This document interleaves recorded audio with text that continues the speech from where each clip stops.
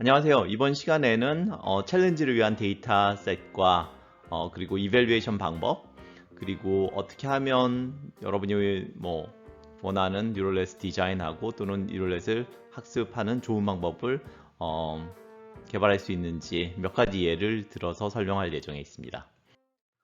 우선 기본적인 프로블럼 세팅은 지난번 시간에 이야기한 것과 똑같습니다. 인풋이 있고 시스템이 있고 아웃풋이 있고 시스템은 뉴럴넷이고 우리한테는 이 뉴럴넷을 트레이닝하기 위한 많은 데이터셋이 주어질 예정입니다. 우선 이 뉴럴넷을 트레이닝하기 위한 데이터셋에 대해서 한번 얘기를 해보도록 하겠습니다. 첫 번째 데이터셋을 얻기 위해서는 이메일에서 공지된 것과 같이 데이터 쉐어링 어그리먼트에 사인업을 해야 합니다. 그다음에 트레이닝 데이터셋은 다 합쳐서 407명의 서브젝트에 대한 영상들이고 각각의 서브젝트에 대해서 16슬라이스가 있어 대략 한 7,000장 정도의 영상이 될 거예요. 적지 않은 데이터셋이고 이 정도면 뉴럴넷을 트레이닝 하는데 충분할 수 있는 데이터라고 생각이 듭니다. 각각의 영상 한 장에 대해서 토탈 4종류의 다른 영상이 주어집니다.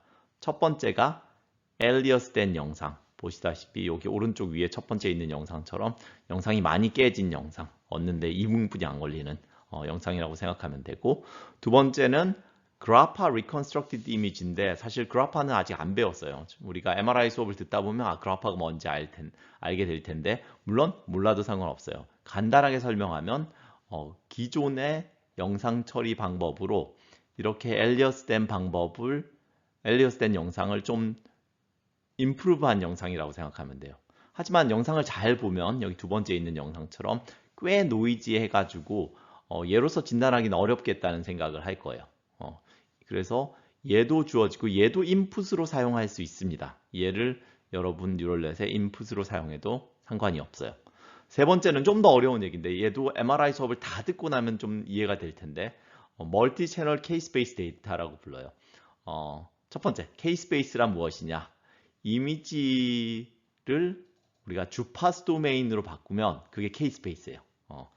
이미지의 주파수 도메인, 뭔지 모르겠다. 괜찮습니다. 나중에 튜토리얼을 좀 더 보다 보면 전체적인 그림이 이해가 될 거예요.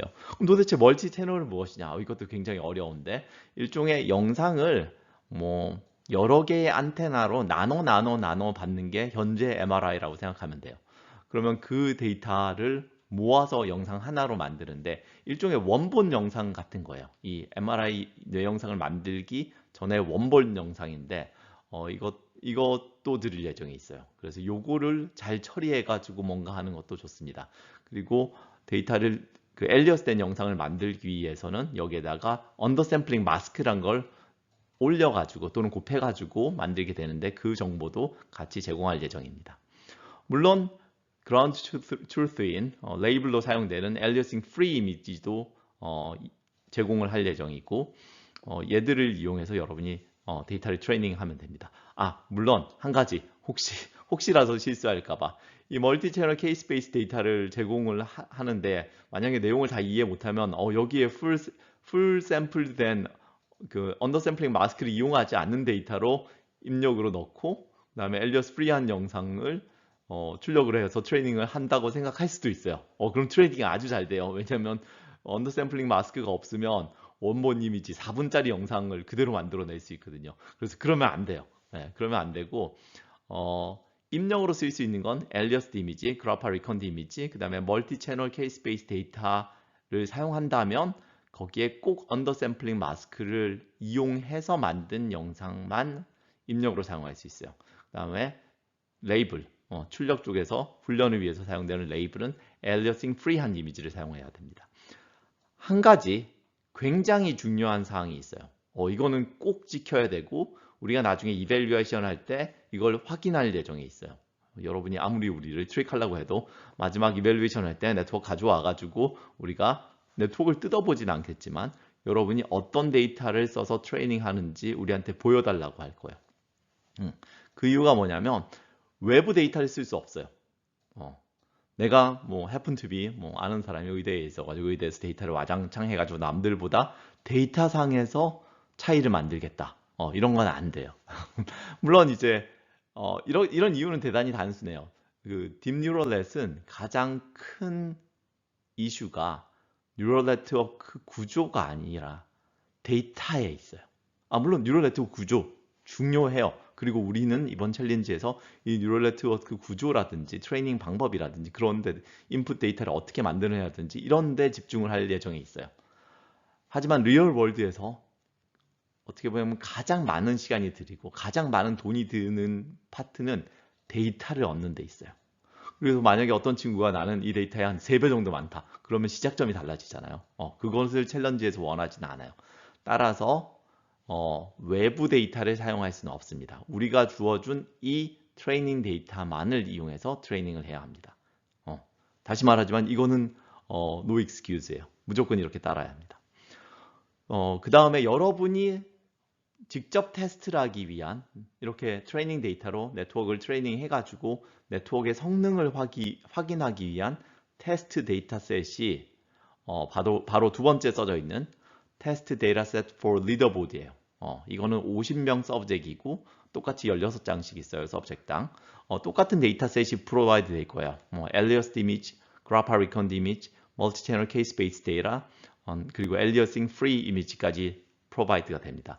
이걸 이용해서 여러분이 만든 네트워크를 이밸류에이션 하고 그 점수가 나오면 걔를 리더보드에 올릴 수 있어요. 좀 이따 설명하겠지만 리더보드는 직접 올리는 거예요. 하나 조심해야 되는 건 이 테스트 데이터를 트레이닝 과정에 사용하면 절대로 안 돼요. 이 테스트 데이터를 트레이닝 과정에 사용하면 여러분의 결과는 항상 좋게 나올 거고 그러면 어떻게 되겠어요? 물론 이제 리더보드에서 1등을 할 수 있겠지만 우리는 다른 데이터로 이밸류에이션을 할 예정이 있고 그 데이터는 공개되지 않을 예정이니까 아무런 소용이 없어요. 리더보드에서 사기친 거고 나중에 사기가 발견돼서 사기친 사람 리스트를 웹페이지에 올릴 예정에 있습니다. 자, 그래서 마지막인 테스트 데이터셋이 마지막 최종 이밸류에이션 성적을 결정하기 위한 이밸류에이션용 테스트 데이터이고 이거는 퍼블릭하게 오픈하지 않을 예정이에요. 사이즈가 얼마나 되는지 어떤 데이터인지 아무도 모르고 내부에서 여러분 네트워크를 이밸류에이션 하는데 사용할 예정에 있습니다. 자, 리더보드에 대해서 잠시 얘기를 하면 리더보드는 8월 1일 날 오픈할 예정이고 얘기한 것처럼 여러분한테 주어진 테스트 데이터셋을 이용해서 여러분이 스코어를 구해요. 어떤 스코어냐면 SSIM이라는 스코어를 구하면 됩니다. 이걸 어떻게 구하는지도 인스트럭션이 나갈 예정이에요. 그러면 우리의 테스트 주어진 트레이닝 데이터로 네트워크를 트레이닝 했을 때 그리고 나서 테스트 데이터를 넣었더니 이런 결과가 나왔다. SSIM 점수가 몇 점이 나왔다. 라고 하면 직접 본인이 그 리더보드에 우리의 성적은 얼마예요? 라고 치면 됩니다. 그러면 그 리더보드가 이제 등수별로 계속 보여줄 예정에 있어요. 절대로 사기치지 마세요. 얘기한 것처럼 사기친 사람들은 사기친 사람 리스트를 웹페이지에 올릴 예정에 있어요. 굉장히 부끄럽겠죠. 그리고 뭔가 리더보드를 우리가 확인을 계속 하다가 이럴 리가 없는데 라고 하면 여러분의 네트워크를 들고 와서 랩에서 이밸류에이션 하는 것을 하도록 하겠습니다. 그래서 리더보드가 이상하게 돌아가지 않도록 우리가 일종의 가이드를 할 예정에 있습니다. 파이널 리밸류에이션이 정확하게 어떻게 되는지도 8월 1일 날 얘기할 예정에 있고 현재 계획은 아까 얘기한 것처럼 여러분 네트워크를 랩에 가져와서 이밸류에이션 하는 것에 있어요. 이때는 뭐 여러 가지를 요구할 거예요. 로그를 보내라고 하기도 하고 여러분 샘플 네트워크를 보면 로그가 자동으로 작성되게 돼 있는데 그거를 이용해서 로그를 확인할 수 있게 할 예정에 있고 결과적으로 꽤 많은 친구들이 이밸류에이션을 받아야 되기 때문에 최종 승자를 8월 20일 날 발표 못하게 된 것 같아요. 대략 열흘 정도 우리가 이밸류에이션 하는 시간이 있어야 될 것 같습니다. 그래서 그 이밸류에이션 피리어드가 있다는 걸 미리 알려주고 싶어요. 그 다음에 탑 10 팀에 대해서는 대략 5분 정도 비디오를 만들면 좋을 것 같아요. 이게 정확한 용도가 다음번 챌린지에 뭐 여러분에게 일종의 자랑 플러스 일종의 다음번 챌린지의 광고 이런 용도로 사용될 예정에 있고 만약에 여러분이 이걸 만들다가 이건 대박이다. 이건 나한테 뭔가 특허도 낼 수 있고 뭔가 대단한 일을 할 수 있을 것 같아. 회사도 차릴 수 있고 이러면 당연히 우리한테 내용을 공개할 필요는 없어요. 그러니까 테크니컬 디테일을 원하는 건 아니에요. 우리가 여러분의 네트워크를 이밸류에이션 할 때도 우리는 테크니컬 디테일을 볼 생각도 없고 보지도 않을 거예요. 그래서 여러분이 가져와서 이밸류에이션 코드를 돌린 다음에 결과 나오고 나면 모든 걸 다 지우면 돼요. 네. 아무런 IP 관련돼서 Intellectual Property 관련돼서 우리가 여러분한테 원하는 건 없습니다. 자, 몇 가지 여러분이 해볼 만한 거, 뉴럴넷 처음 하면 뭘 해야 될지 잘 모르잖아요. 그래서 처음 해볼 만한 거, 처음에 우리가 베이비 네트워크를 줄 거예요. 베이비 유넷이란 걸 줘서 여러분이 어떻게 테스트를 하는지 올려봐서 일단 코드가 돌아가는지도 확인해 보고 결과가 어떻게 나오는지도 보고 이걸 조금 바꿔서 성능이 임프루브 되는 것도 볼 수 있게 할 예정에 있어요. 그래서 첫 번째 해볼 만한 건 네트워크 자체를 바꿈으로써 성능 향상을 확인하는 거예요.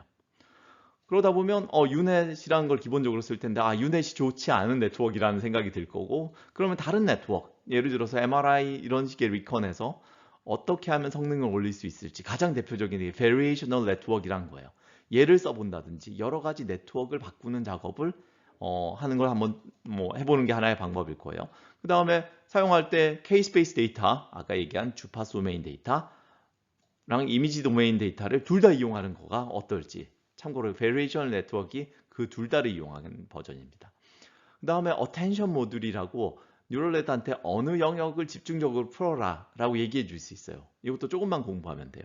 그럼 얘들을 붙여가지고 성능을 높인다든지 그 다음에 자동으로 나 이거 뉴럴넷 옵티마이제이션 하는 거 직접 하려니까 너무 힘드니까 자동으로 하는 걸 해보자 해서 뉴럴 아키텍처 서치를 할 수 있는 것도 요즘 개발이 돼 있고 논문을 읽고 해서 한번 해볼 만한 거예요. 참고로 뉴럴 아키텍처 서치를 위해서는 컴퓨팅 파워가 좀 많이 들어가는 게 문제긴 해요. 그 다음에 흔히 하는 로스 디자인이라고 아직 로스를 안 배웠으니까 어렵지만 옵티마이저 초이스라든지 이런 몇 가지 변화를 줌으로써 굉장히 많은 네트워크를 만들어낼 수 있고 거기에 따른 퍼포먼스 임프루브먼트를 가져올 수 있습니다. 물론 네트워크를 건드리는 게 우리가 할 수 있는 모든 건 아니에요. 예를 들어서 데이터 오그멘테이션을 할 수 있어요. 물론 여기서 데이터 오그멘테이션 할 때는 외부 데이터를 쓸 수는 없어요. 하지만 내부 데이터를 쉬프트 한다든지 플립 한다든지 로테이트 한다든지 또는 K-스페이스 데이터를 이용해서 새로운 비슷한 데이터를 만들어낸다든지 아니면 요즘 유행하는 제너레이션 방법을 이용한 겐 같은 거 이용해서 새로운 데이터를 만들어낸다든지 내부 데이터 제공된 데이터들을 섞어가지고 만드는 건 괜찮아요. 그걸 포함해서 더 많은 방법으로 데이터 오그멘테이션을 하는 것도 굉장히 좋은 방법일 수 있어요. 또 하나는 인풋 데이터 프리프로세싱을 많이 해가지고 새로운 인풋 데이터를 만들어내는 것도 생각해 볼 수 있습니다. 이런 모든 방법들이 여러분이 어떻게 하느냐에 따라서 네트워크 퍼포먼스를 결정하기 때문에 많은 조합들을 생각해 볼 수 있을 것 같습니다. 그렇죠. 어떻게 보면 여러분 방학이 이 챌린지로 풍성해질 수 있는 기회라고 생각을 합니다. 자, 이거는 여러 가지 아이디어들 중에서 내가 생각해 본 아이디어들이에요. 첫 번째는 아까 얘기한 것처럼 엘리어스 된 영상을 넣고 여러분이 뉴럴 네트워크를 만들고 그걸 디자인을 잘 해가지고 엘리어스 프리한 영상을 하는 거예요. 내가 개런티하는 게 이 엘리어스 영상을 쓰는 것보다는 그라파 리컨드 영상을 쓰는 게 훨씬 더 네트워크에 부담을 줄여서 더 선명한 영상을 만들 거예요.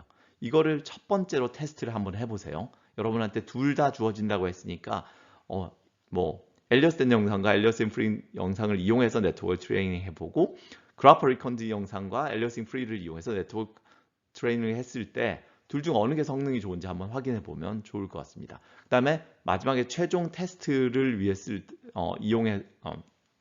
최종 테스트를 위해서도 당연히 그라파를 쓸 수도 있고 여러분이 뭔가 프리프로세싱 방법을 디자인하면 우리의 K-스페이스부터 그 프리프로세싱을 통해 가지고 나온 영상도 일종의 다 포함해서 이밸류에이션 하는데 사용할 수 있어요. 단지 이밸류에이션은 시간이 좀 더 걸리겠죠.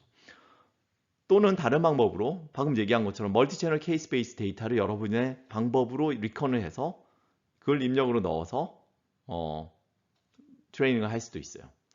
또 마지막은 아까 얘기한 것처럼 이런 K-스페이스 데이터랑 이미지 도메인 데이터라든지 그거의 여러 가지 종류를 뉴럴넷에 넣어가지고 그걸 이용해서 트레이닝하는 것도 하나의 방법이에요.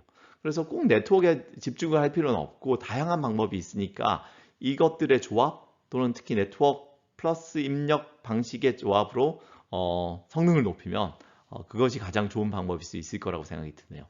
자, 그럼 여기까지 해서 여기에 대한 설명은 이제 마지막인 것 같습니다.